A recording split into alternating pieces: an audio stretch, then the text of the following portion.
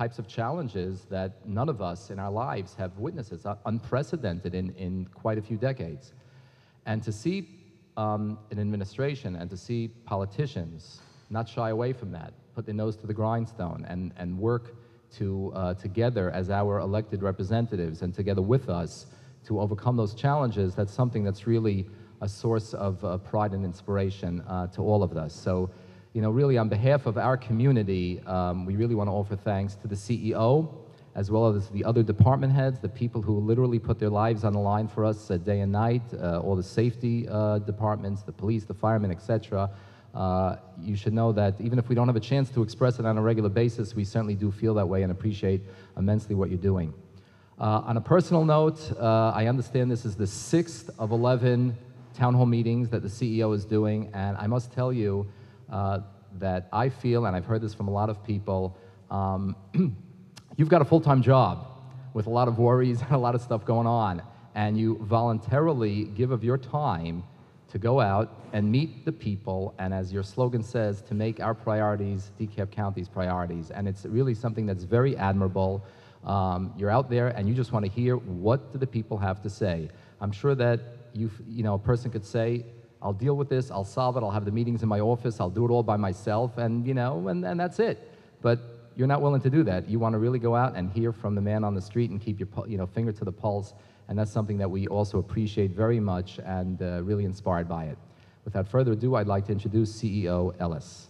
That's very kind of you. Appreciate you. Well, I want to thank Rabbi Hiller for those very kind and gracious words. You are quite a gentleman. Thank you not only for your nice things you said about me, but what you said about our team of dedicated public employees who work so hard and give so much. And I know you acknowledge public safety officials, and they do great work. But we also have a whole group of dedicated, along the front lines, men and women who really, we work together as a team, and they're dedicated to serving the public. And so I just want to thank you for the nice things you said about them.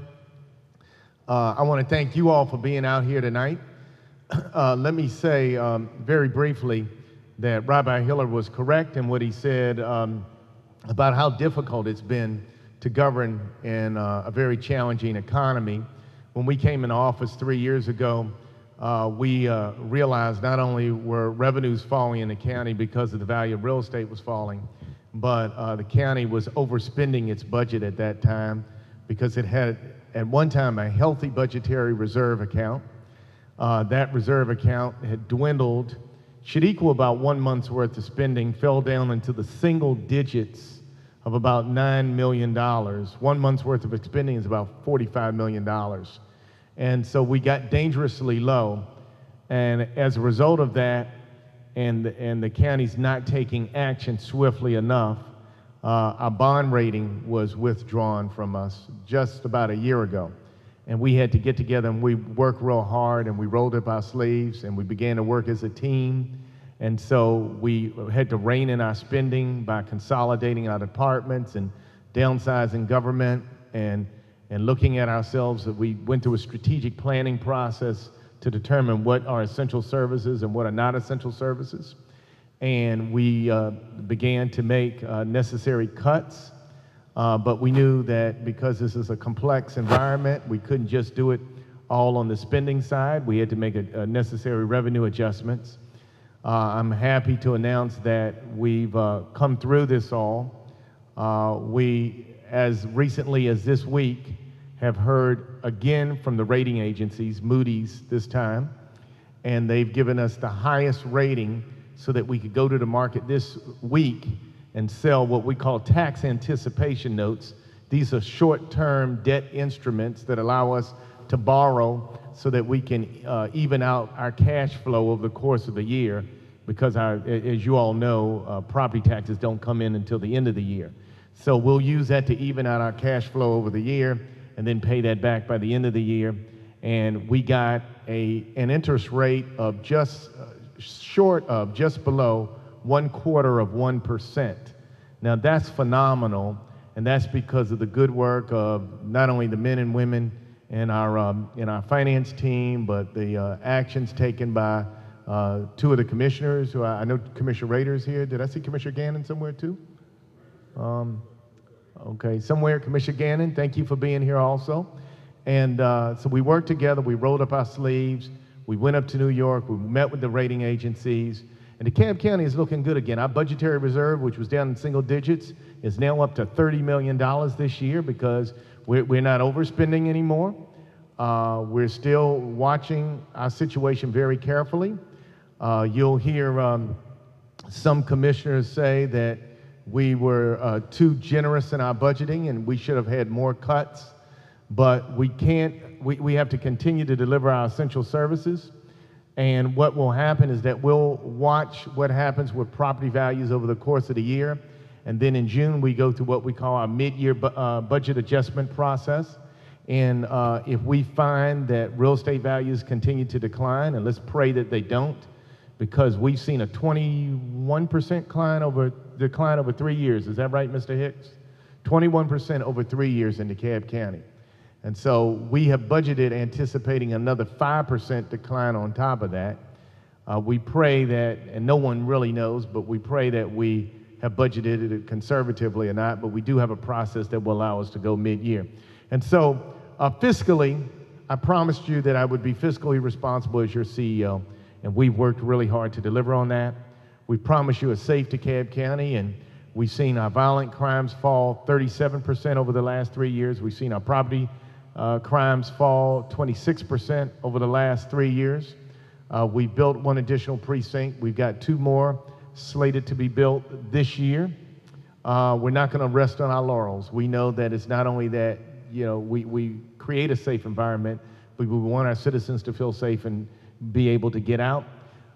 We promise you that we would rebuild infrastructure. We have a water and sewer capital improvement program that we're going to be launching this spring, where we're going to be upgrading our water and sewer system to the tune of $1.35 billion over the next 8.5 years.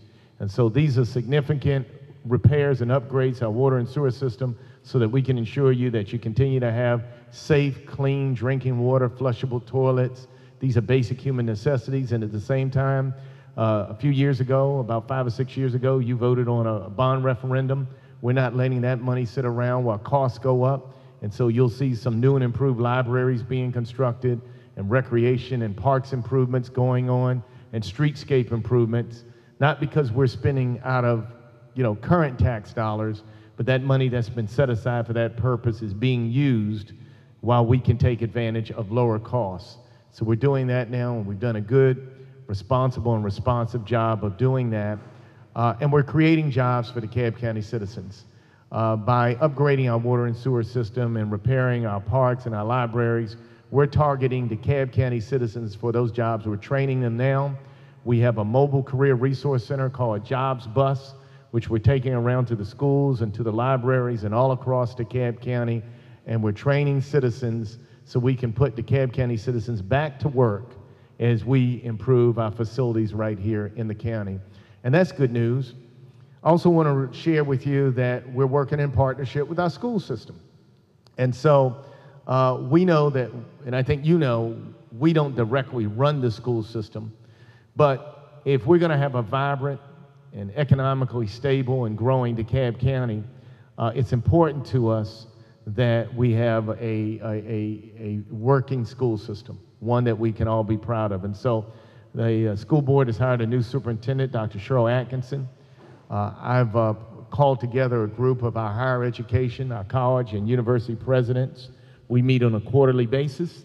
I've invited the superintendent to join us so we can address some of our most challenging problems. We started out by looking at public safety and innovation, and now we're beginning to look at how we can work to undergird and support the school system.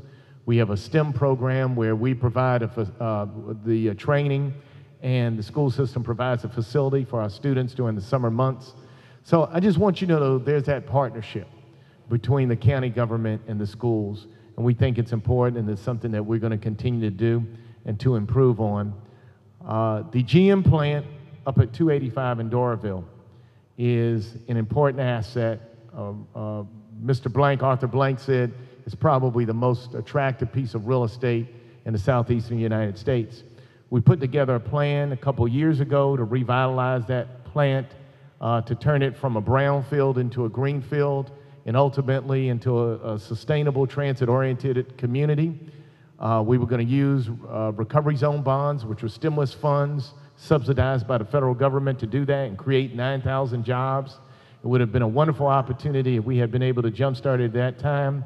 It was voted down by the Board of Commissioners, but we're not giving up. We're working with the private sector right now, and hopefully in the near future, we're going to be announcing a deal at that site. So I want you to be watching for that. We've had some very new and exciting hires. Charles Watley, I want to recognize him. He's our Director of Economic Development. He's been working on that and some other economic development achievements that we're proud of. We did about $100 million of induced business in the county through our development authority just within the last few days. Joe Basista is our new watershed management director. Joe is here. Benita Ransom, my new human resources director, is here. I'm not going to recognize everybody. These are just some of the new faces you may not know. Gary Cornell is our new director of planning and sustainability. He's actually our interim director, and I'm going to brag on Gary a little bit because he needs to be confirmed by the Board of Commissioners. I can't just appoint a director. I can nominate, but the board needs to confirm him. So I've got him in an interim post. He's a phenomenal planner. He's the best qualified person we've ever had for that job. He's a graduate of Georgia Tech with honors and Harvard University with distinction with degrees in planning and architecture. He's taught at Florida State University. He was Gwinnett County's planning director, and that's probably only about half. I mean, that's just some of his background, but he's got a resume about this thick of accomplishments.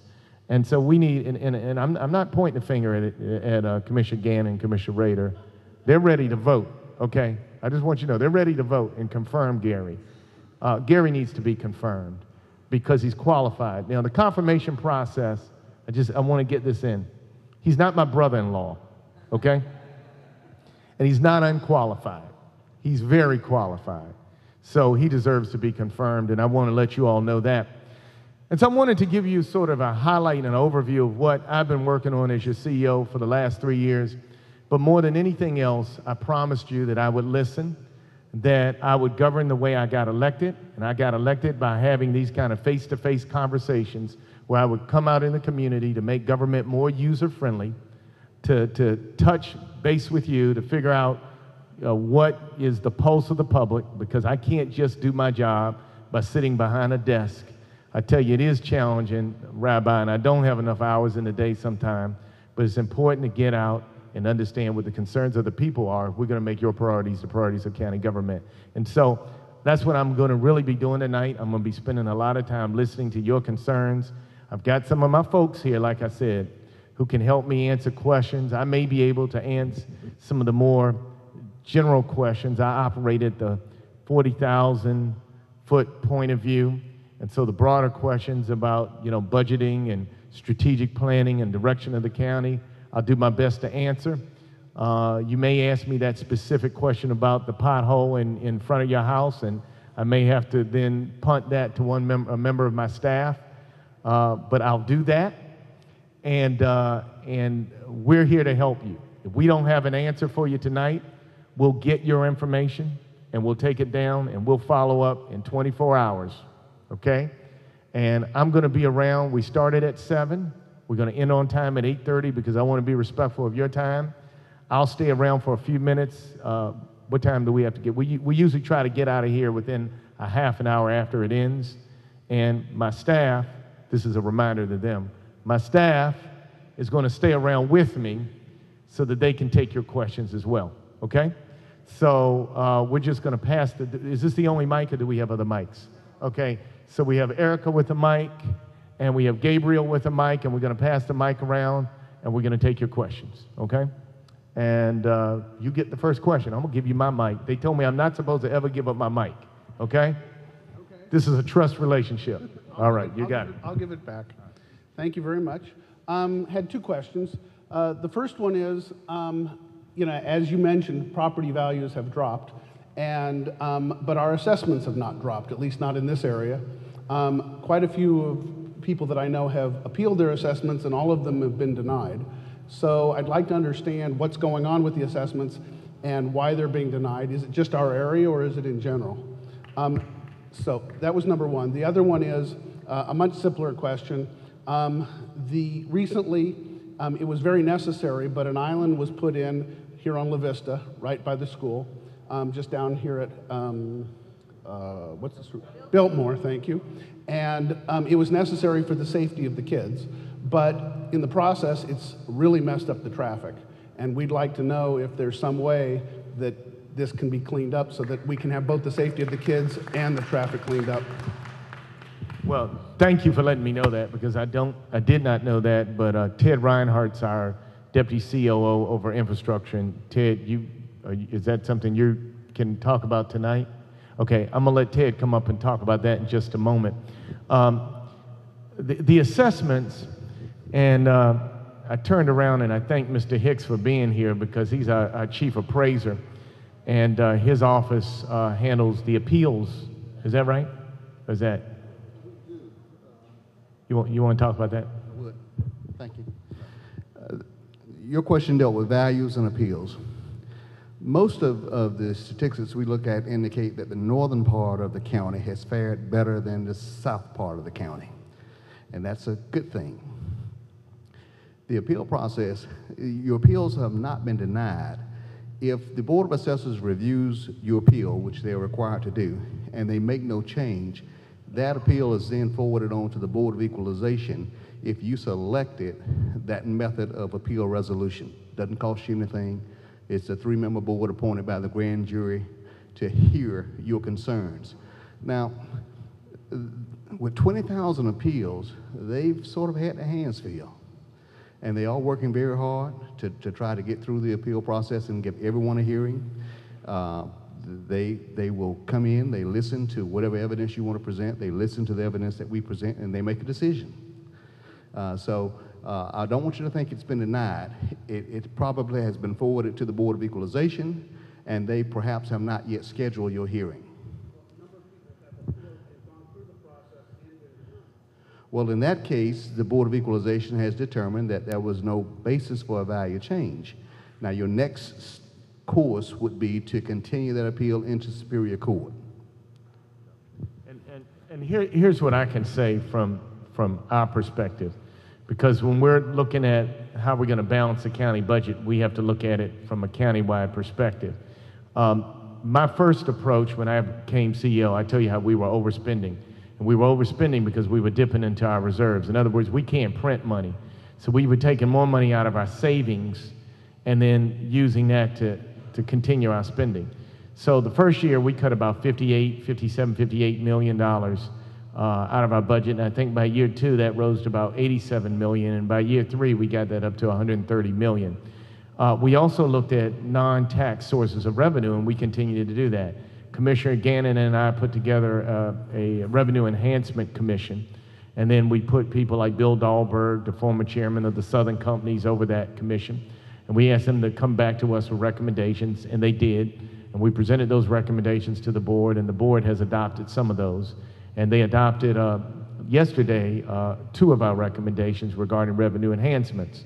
So I want you to know the first thing we did was to rein in our spending to a point that we felt it was about as thin as it could be without affecting our essential service delivery.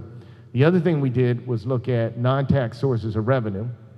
The third thing we did, or we were doing at the same time, was we did a strategic planning process where we actually went out in the community and asked people, what services would you be willing to do without? Now, we eliminated some things. For example, county had a blues and jazz festival.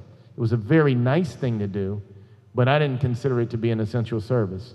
And so I decided that with revenues falling the way it was, and we were subsidizing that, we couldn't continue to do that. I proposed other cuts, such as cooperative extension, what we call, the 4-H clubs. That constituency came out, and I'm not saying everybody agrees that that's an essential services, but we proposed to phase that out over time as an example.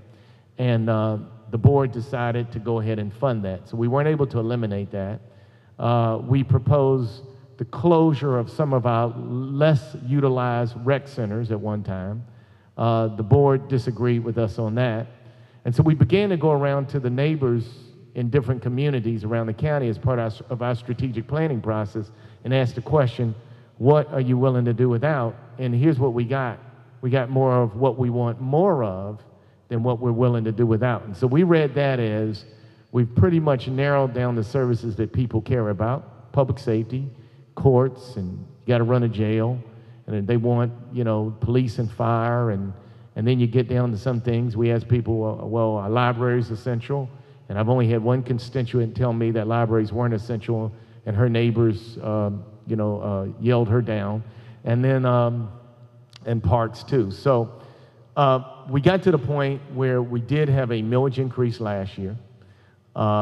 It was necessary because at that point we had been downgraded by Moody's and Standard & Poor's, and then we had our ratings withdrawn. And one of the things they cited was the failure to adopt a millage increase to balance the decline in our revenues that we were being hit with. $5 billion is what the 21% pretty much equated in the tax digest. So when you do that, and for anybody who's lost revenue, they maybe didn't really feel it.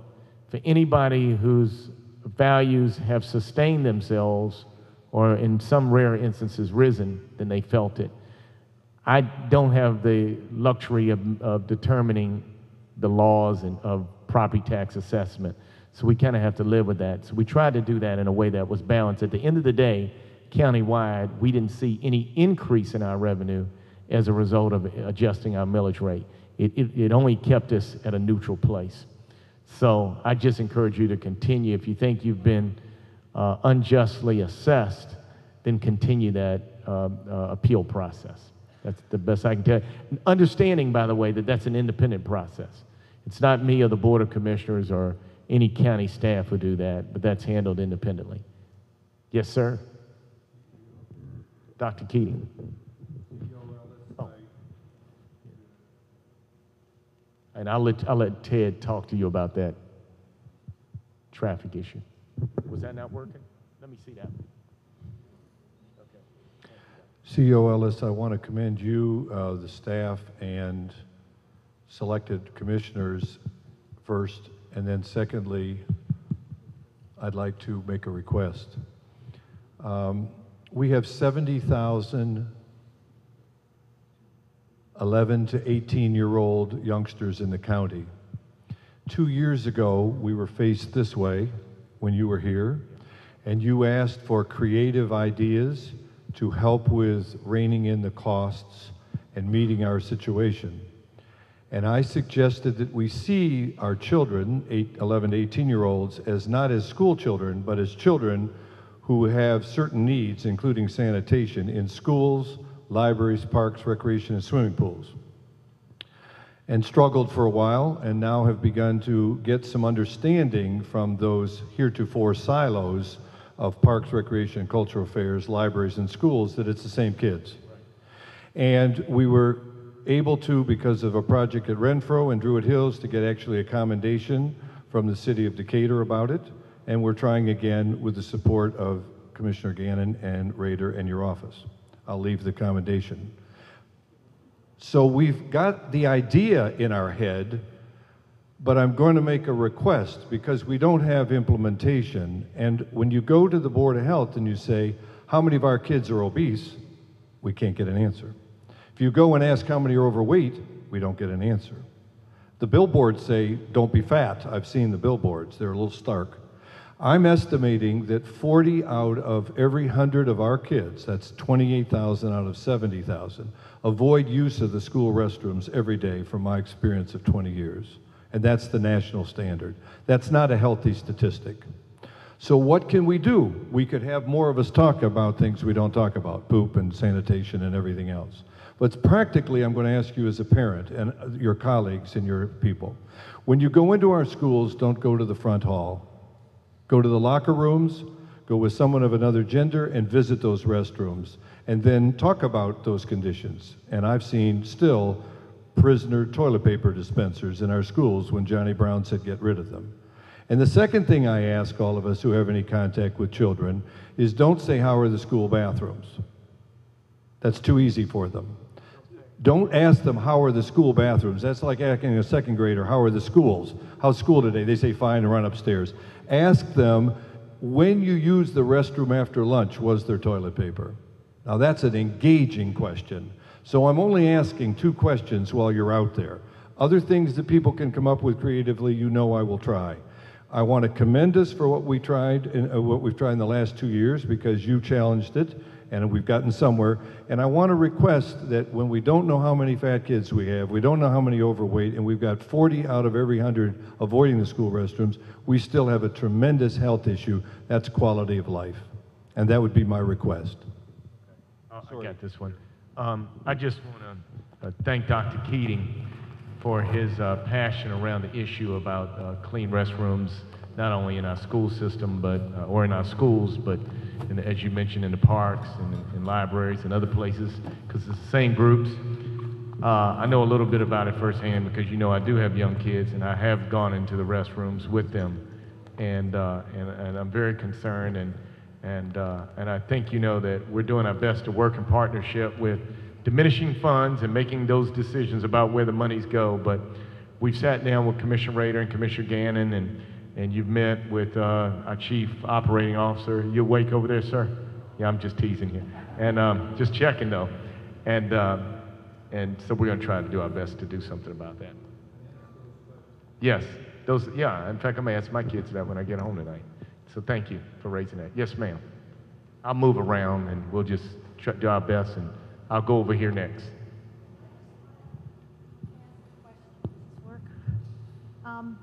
I'm concerned also about the animal control situation, which is a disgrace for this county. And if they can't do a better job than they're doing, they ought to close it perhaps. And let's pay some other county to take over, because it's just, it's disgusting, and it's really unacceptable in this day and age. It's an embarrassment. I appreciate that, and I agree with you. We've got to do better, and let me tell you some of the things that we are doing. I appointed a task force, an animal services task force of citizens, because I did a tour when I first became CEO, and I knew that we had a very deplorable conditions at our center, and we needed to do better. And I knew we also had a problem, you know, on the revenue side. And so we put together that task force. They delivered to me on Friday afternoon a report, which I'm in the process of reading at this time, with a number of recommendations. However, I've also met with the task force members, and I have a sense of some of what some of their concerns are. And so one of the things we've done is we put in our 2012 budget an additional 10 positions, because, am I still on? Can you hear me? Okay, an additional 10 positions. Now, it's my understanding from the briefing I've got that the commission has put some of those positions into a reserve account, and so we're not quite, is that correct? They were put into a reserve? Okay, so we're not at a level yet where we can access those funds to spend it. The good news is that it wasn't cut out of the budget that was adopted yesterday by the Board of Commissioners, but I can't yet tap into it and hire those people. And the 2 commissioners, again, here tonight didn't vote for the budget, but I think they support 99% of what was in the budget, but they don't support that. I'm not trying to put words in their mouth, so if I'm wrong, I'll give them an opportunity to correct that. So I think you should reach out to the members of the Board of Commissioners and ask them to free up that money first and foremost, so we can go ahead and hire those people. Secondly, we are working to outsource animal services, and what is the status of that RFP, Mr. Walton? Okay, so it will be out in about 2 weeks, because we're talking about starting all over again. Third, we're waiting on a legal opinion from our lawyers to determine whether we can obtain, we have an idea about how we can obtain financing in order to renovate the facility that we have. And we believe we got a good plan, but once we get that, we'll move forward on that and present that to the Board of Commissioners. Fourth, we're also working with the members of the Animal Services Task Force to identify some storefront space so we can begin to handle our adoptions through some storefront space that maybe is not being utilized at this time.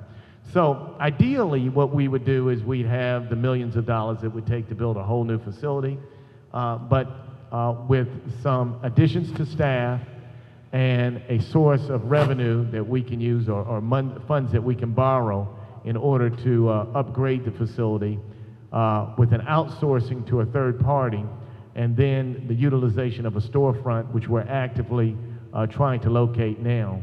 We are hopefully within a short period of time are going to be able to treat our animals in a more humane fashion. Okay, so thank you for that question. Yes, sir. Mr. Ellis, thank you for choosing public safety as one of the key pillars of your administration. My understanding is that ambulance services in the county have been in a flux for about 2 years, and I have a relationship with the emergency medicine caregivers in the county, and there seems to be some concern about ambulance response times not meeting national standards. So I wish you'd address what we're doing about improving ambulance services in the county. Okay, well, we have our EMS director and our fire chief here, and I'll let them respond specifically, but let me just say that we had a problem with, we outsource our ambulance services. We did have a problem with our previous provider. We terminated that contract. We have an interim provider who came in, ramped up in an extraordinary short period of time under an emergency contract. They've handled it, I think, for about the last year or so. How long has it been? Okay, a little over a year. And we're about to go to contract if we've not already gone, put out for bid. When's that going out for bid? In 3 weeks, we're going to go out for bid for those services again. I'm sure the current ambulance provider will bid because they've invested a lot of capital, but so will others who have contacted us as well. And I'll let the chief add to that. Yes, right now I'll need to get with you to get your specifics to find out what happened on that. I mean, we do follow national standards. I'll have to check to see what type of call it came in as. We run different, what we call as determinants. If it's a low priority call, we actually do get a little bit more time because we don't run lights and siren to the call. But if I could get with you in just a few minutes, I'll get that from you. And just to give an update, right now we do run a combined service with ourselves and Rural Metro. That's the provider. We run 15 ambulances and they run 15 ambulances. And then as soon as this new contract comes out, it'll actually be all outsourced. But fire rescue will still run what we call as ALS engines, which will be paramedics on those engines. You might have an engine get there quickly, and then an ambulance will come in to finish the transport. And I'll come back and get with you. All right. Thank you, Chief. Who am I going to next? Yes, ma'am. I'll get you after. Thank you. That was so interesting, I've forgotten what I want. I have 2 requests, and they're both about Briarcliff Road. Briarcliff Road is a big, busy street now. I've lived near Briarcliff Road in various places since 1977. Most of Briarcliff Road now has sidewalk, except for the stretch between Crestline and Oak Grove at the high school. It needs a sidewalk. When you drive down, people are running, people are walking, they're in the way. So I'm requesting that Briarcliff Road be completed finally, and a sidewalk be put between Crestline to Oak Grove at the high school. That's number 1. And number 2 is also Briarcliff. The Briarcliff Library, it's gone. And I know it was just a small library, but there are nursing homes near there, senior citizen centers, apartments. Is there any possibility we can get the Briarcliff Library back? All right. My resident expert on libraries and sidewalks is Ted Reinhardt, so I'm going to let him take that. Thank you, sir. The Briarcliff corridor was in the transportation bond. We did a corridor study. There were a variety of different improvements recommended. Signal improvements at LaVista and Briarcliff. North Druid Hills and Briarcliff has been awarded as a bid, and that's about to start construction. The money is only going so far, but we'll continue to work on that corridor. I will talk to the transportation staff tomorrow and check on whether that particular sidewalk segment is still in the mix of things they're working towards or would have to be in a future program. We are, of course, dealing with the transportation referendum this summer.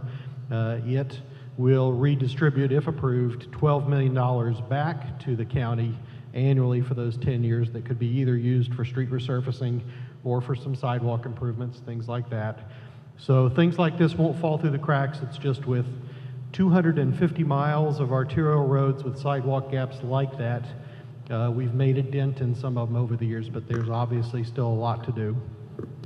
The library board got caught in a pinch after the bond was approved in 2005 and funds were allocated to build new libraries like the beautiful library in Toco Hills at Mason Mill Park.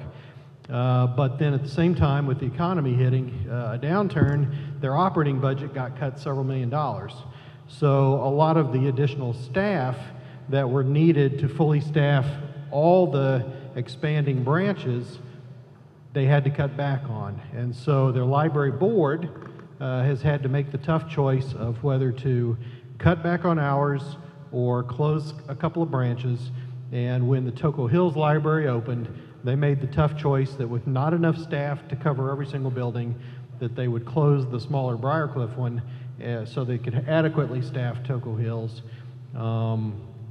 They also, if they're going to complete everything in a bond, will need some revenues back to the program, either from the sale of the McAfee branch that's moving to Candler or the Tucker library that relocated, or the Briarcliff branch.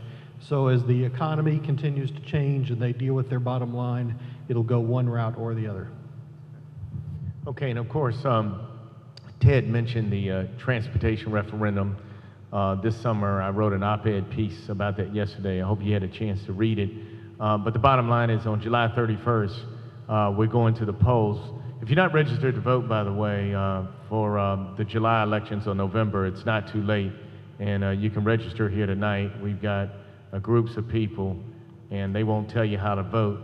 But I will tell you that we're not only getting about $1.3 billion of transportation improvements, mostly transit right here in DeKalb County from that referendum if it passes, and it's only going to cost us about $800 million of sales tax money that'll be raised over a 10-year period right here in DeKalb County.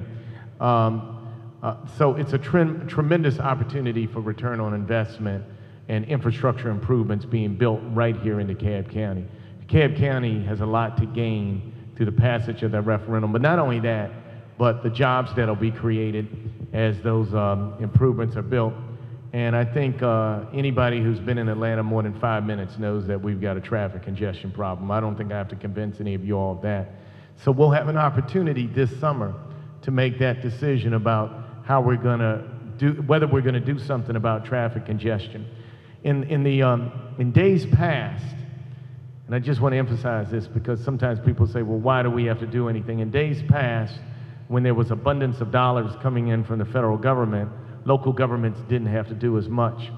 But with the cuts on the federal level, the regions, and it's not just local governments anymore, but the regions that we compete with for federal dollars are places like Charlotte and Dallas-Fort Worth and Seattle and Phoenix and Miami and the Northeast Corridor. And so when we go to Washington and say we need funds to continue to build out our mass transit system, which I think is critically important, but also for our roadways, they say, well, where's the money that you're putting down locally? In other words, they're funding those folks that are working together collectively as a region and have some money to put down at a table. So the $8.5 billion that we'll raise over a 10-year period will be supplemented with federal funding, which could take us to 12 or 13 billion. I don't remember the exact number, so I want to be careful about that. But it has a multiplier effect and an impact. The downside of that is that we don't do anything and we lose out on an opportunity. And so I want to make sure, and that's for not only roadways and not only transit and rail, but it will also include sidewalks and bike paths and pedestrian improvements as well. There'll be a local match in addition to the regional portion, but every year DeKalb County government will have an opportunity to appropriate an additional $12 million that'll be generated by the tax. And when you factor in all of our cities in DeKalb County, about $14 million on top of the regional money will come to DeKalb County from that penny. So that will be another source of revenue for important sidewalk improvements. Who's next? Yes, ma'am. Hi. Hi. I'm Sonali. Good to see you again. Hey, good to see you too. And I kind of wanted to add on to what someone over there said about DeKalb Animal Control. As you know, and I think you've admitted, that the conditions of the shelter are beyond deplorable, and quite frankly an embarrassment to the progressive DeKalb that it claims to be. There's standing water. The drainage system is so old it's clogged with feces. The standing water is superimposed with flooding during heavy rains. In light of all this, DeKalb Initiative has asked for your help in building a new shelter. I understand that the ongoing response is falling revenues or budget, so on and so forth. So I've sort of started just researching on my own as far as just different resources that we can look into, and I've sort of started to read about the DeKalb Land Bank program that DeKalb County adopted, I believe, last year. And I think that's the program is land that the county buys from personal property that the county buys for a purpose of public use. So my question to you is, can we use land from that type of initiative for the shelter? I don't know. One thing that I really appreciate, though, is that when folks bring me ideas, and I'll take them back to the table. At one of our earlier meetings, we had an idea of whether we could use the Little Creek Horse Farm to shelter our animals, and we got an answer back that we weren't able to use that facility that way. But I'll tell you what, if someone will take down her information, who wants to be responsible for that? Okay, you got it? Okay, let's look into the Land Bank Authority, and I'll provide you an answer within a few days. And I think you've heard the other things that I've outlined that we're already working on. I'll follow it up with an email. Okay, Thanks. okay, but I want to make sure that somebody has your information so they get it to you, okay? And he's going to get it for you. Yes, ma'am. I just want to continue on with the animal control issue. Who are the other organizations that you're looking to outsource the I believe you said an services RFP to? okay. Is an RFP about to go out? Is that right? Okay, so once the RFP, okay, for some reason this is going in and out. I guess when you're changing mics, does it make mine louder? No, you're fine. Okay. What we'll do is we'll put out a request for proposals or an RFP, and then we'll get proposals from organizations that actually want to provide that service. We'll send it through a selection process, which is outlined in our procurement rules, and then we'll make a recommendation to the Board of Commissioners, and the Board of Commissioners will select based upon the criteria and the scope of services. They'll select someone to do the contract. So, we don't know yet. When did you say the contract's going out, the RFP? In about 2 weeks. So once it goes out, we'll see who responds to it, and then we'll make a recommendation based upon who the respondents are. So currently there are no organizations that, have other organizations expressed interest in taking control of DeKalb Animal? I don't know the answer to that. I know two things. I got the report from the Animal Services Task Force on Friday, and I haven't had a chance to read it all the way through, but I have received a briefing from them. And based upon the briefing that I've received, we're already putting some things in motion, and I've outlined that. One of the things that we've begun to put in motions is the RFP. The RFP is going to go out in 2 weeks. When it comes back, then we'll know who is really going to step up and saying, I want to do this, and this is how I would propose to do it, and this is how we would charge for doing it. And then we'll review those, we'll make a recommendation to the Board of Commissioners, and then they'll make the selection. Will that information be made public too? That is public information, isn't it? Yeah, Is it? yeah. Okay. It'll go on an agenda for the Board of, it'll go on an agenda. I want to make sure you hear this for the Board of Commissioners, and you'll not only see who the recommended bidder is, but you'll see who the other bidders are. You'll see the scores that they were given when it went through the selection process, and then of course they vote in an open meeting.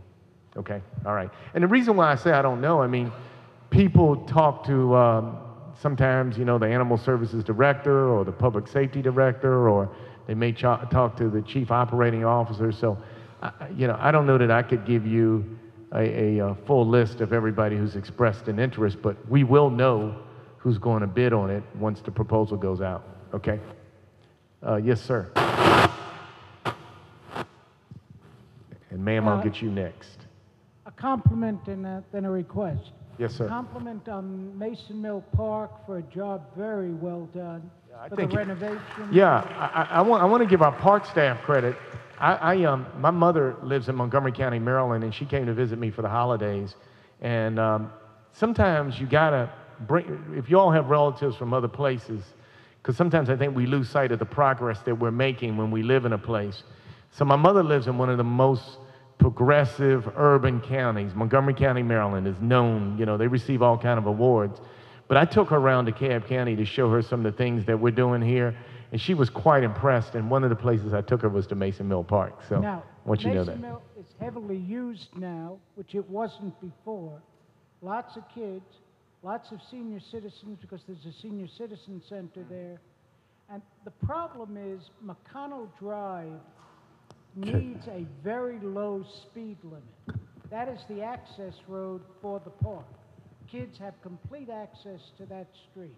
Come off the grass right onto the common. So I'm requesting that we have 10 miles per hour signs. There are no signs there right now. The second area, I did want to also compliment not just you, but the nonprofits for the trail that starts at Mason Mill and goes to the baseball. Yeah, that's a public-private partnership with DeKalb County and the Path Foundation. So yeah, that's really nice. Finished. It yeah, took a while. Looks really nice. The other area, again related to traffic, Mason Mill Road and Claremont Road is a very heavily trafficked area. I've requested, as head of a homeowners association, walkways painted on Claremont. Tried with the county said it's a state responsibility. The state said they'll study it. Nothing has happened. That whole area of Mason Mill and Claremont, because Mason Mill does a turn and then comes into our own community. It's a little street at that point, and it's very dangerous going in and out of that street. So it needs some traffic control. Okay, I appreciate that. Ted, two streets, Mason Mill and McConnell, and would you get together with him and make sure you get his information and let him know what we can do on those? McConnell seems, I mean, I'm speaking for a transportation expert, but that sounds like a relatively easy fix. I don't know this.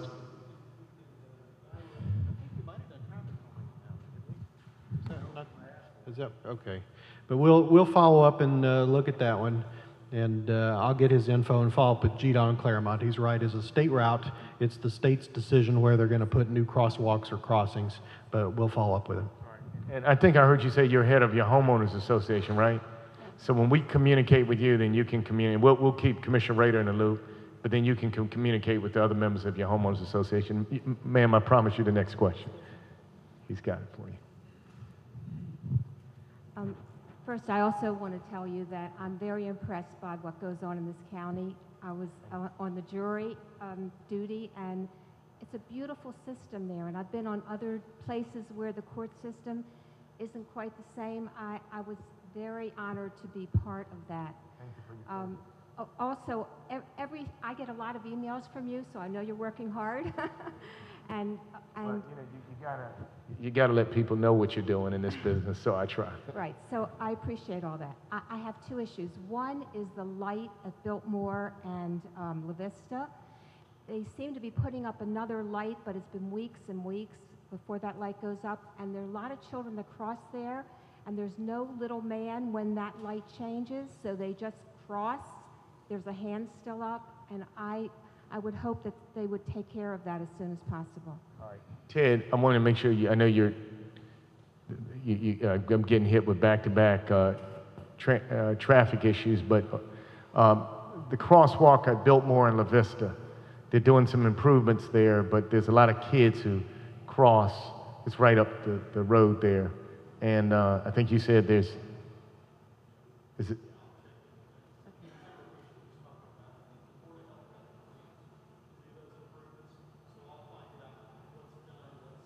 Okay. And if you can, you may need some help. Somebody may need to help Ted. I think he's going to get work tonight. But if we can get your information, and I know you have another question. I have another question. But okay. I'll get, my second question is this. I live near Emory. I'm behind Emory on Stevens Drive. Some of the houses are bought up and they're rented out to students. And I have nothing against students. My children are students. So, you know, I have a problem next door to me where they have a live band in their house several times during the week. Sometimes it stops by 12 o'clock, and sometimes it's till 3 or 4 in the morning. And I've called the police a couple of times, and they've come out, but I don't know what my recourse is. I don't want to get them in trouble, but we can't sleep. It's right next door to me. So I don't know what, is there something can be done? That's a...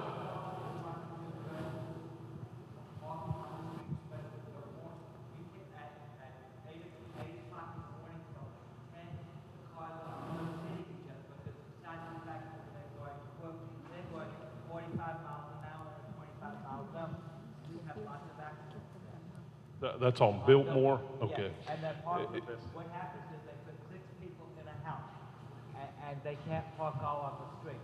So consequently, it makes it havoc for everybody, the drivers, the people passing through, everything. I think everybody can do that. Sure. I'm going to hit the music issue first. Obviously, we have a noise ordinance within the county. 11 p.m. is when the music is supposed to stop. If you will call us whenever they're playing the music, we'll dispatch an officer over there. Usually the way we handle that when we arrive at the location, initially it's a warning, ma'am or sir, kids, whatever it is, turn the music down, and most of the time they'll comply. If we have to come back out, it can result in a citation being issued. Now, if the officer himself, we just recently changed the ordinance with the help of the CEO and the commissioners, where the officer, if they hear the noise, they can make a citation, or issue a citation, I'm sorry. Now, if I get there or an officer gets there and you've witnessed the noise repeatedly, but I don't hear it, I may be able to issue a citation and subpoena you to court as a witness.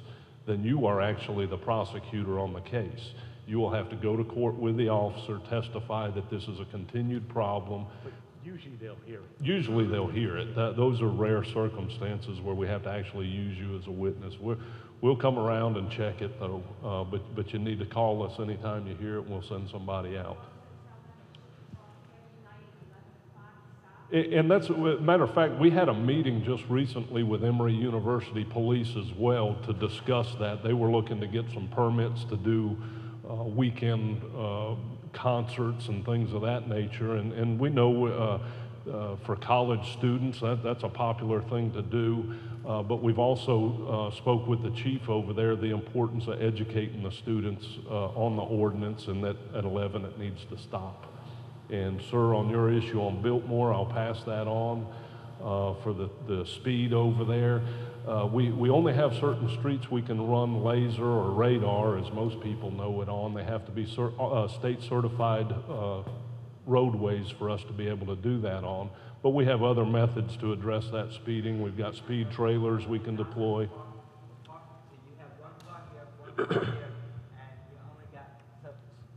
Sure, and you've only got one way to get through, and one car is coming this way and the other car is going that way. And I've got members here from the precinct. I'm going to make sure they go out and check it themselves. I've complained to the police department, and they've done nothing. Like I've told them that they park cars in front of fire hydrants.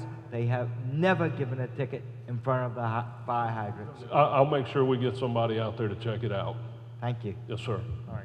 Thank you very much, Chief. Okay, yes, ma'am. You're next. Hello. Hi. Thank you.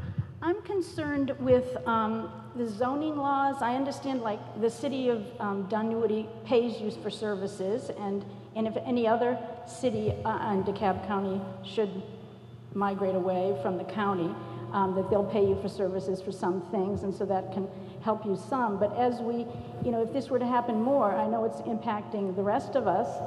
And so my question is, how are I was reading recently that the zoning laws have changed, and I sort of understood the old ones, like low-density residential, and sort of how you proceed into a commercial area and how my neighborhood is affected.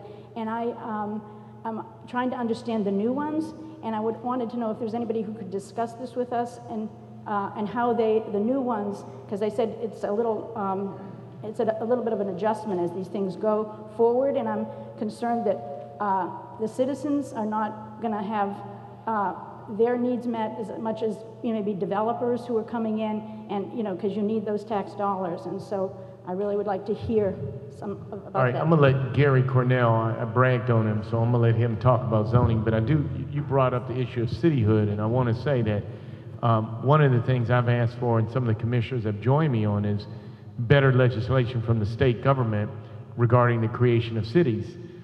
We have laws right now that are not only pitting new cities against the county, by what they're really doing is subsidizing the creation of and the cost of running these cities by taking out the choicest commercial areas in unincorporated DeKalb County, and it's drawing revenue away from the county. I mean, one of the things that hurt us when Dunwoody was created was a loss of about $18 million per year in revenue. We have some pretty costs that are stabilized. Some people say, well, you can cut your costs, but we still got to run elections for the entire county. We still got to run a jail system for the entire county. We still have to run courts for the entire county. We still contribute to a hospital system for the entire county.